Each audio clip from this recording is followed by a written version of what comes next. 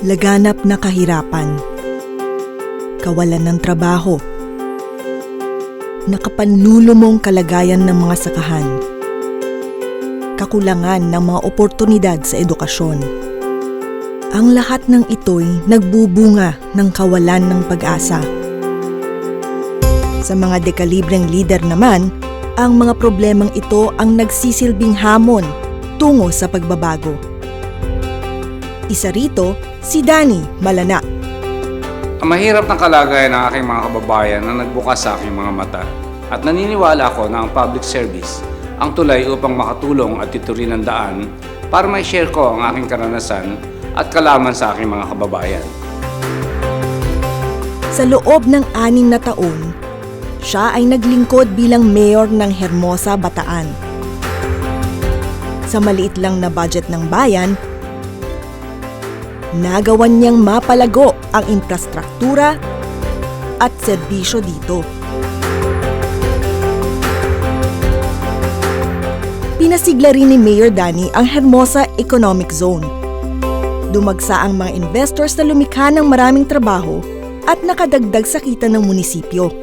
Higit sa lahat, pinaganda ni Mayor Danny ang mukha ng lokal na pamahalaan. Nabago ang mga sistema, tinanggal ang red tape, at bumilis ang daloy ng serbisyo. Ang laki ng binago ng serbisyo ng health center dahil inalagaan kami ng mabuti. Tingin ko po, magbuhat nung naging mayor si Mayor Danny Malana, napakalaki po ng antas na itinaas ng Hermosa. Unang-una po yung mga farm to market road, naibigay niya naman, napagawa niya. At ang aming palengke ay nakadevelop na ng maayos. Imbis na tumakbo para sa pangatlong termino si Danny bilang mayor ng Hermosa, pinasya niyang harapin ang mas malaking hamon.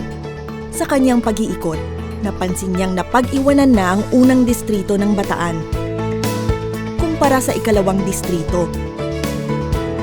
Humanga siya sa nagawa ni Governor Abet Garcia upang mapaunlad ang ikalawang distrito sa tulong ng mga inobatibang batas tulad ng paglikha ng Freeport Area of Bataan. May kumpiyansa si Danny na kaya din niyang mapaunlad ang unang distrito bilang congressman.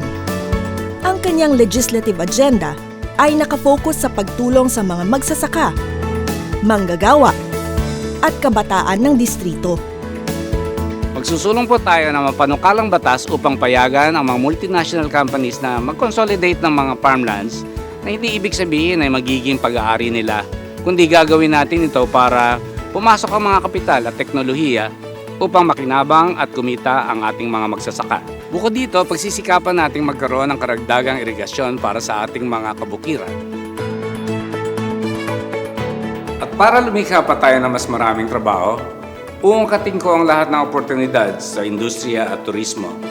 Layon kong lumikha ng batas na magpapasigla sa Bataan Technology Park, Bataan Nuclear Power Plant bilang isang major fuel depot, infrastructure development sa Morong para maakit ang mga bisita sa mga white sand beaches doon, Mabiga Hermosa bilang extension ng Subic Bay Metropolitan Authority, at Mount Native sa Orani tungo sa pag-develop nito bilang susunod na Tagaytay sa tulong ng TSEA. At sa Samal, maaari nating i-convert ang mga bakanting lupain along Roman Superhighway sa isang agro-industrial park. Pagigingin din natin ang mga cottage industries tulad ng walis, tinapa, at daing sa Abukay. Balak din natin magkaroon ng BPO o call center sa Dinlupihan, katulad na lamang ng ginawa ni Gov. Abet sa Balanga.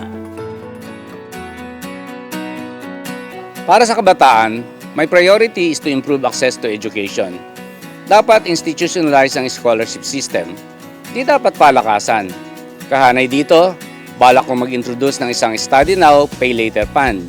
Tulad ng Pag-ibig Fund, low interest at long-term ang loans para kaya ng karamihan. Yan ang leader na gusto ko. Matalino, subok na. Si Malana, ang boses ko sa Kongreso. Sa wakas may pag-asa ng umaan ng unang distrito. Kay Mayor Danny Malana, maganda ang ating kinabukasan.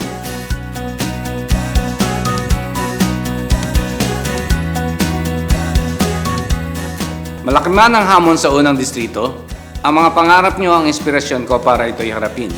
Sama-sama nating isulong ang pag-asenso ng unang distrito.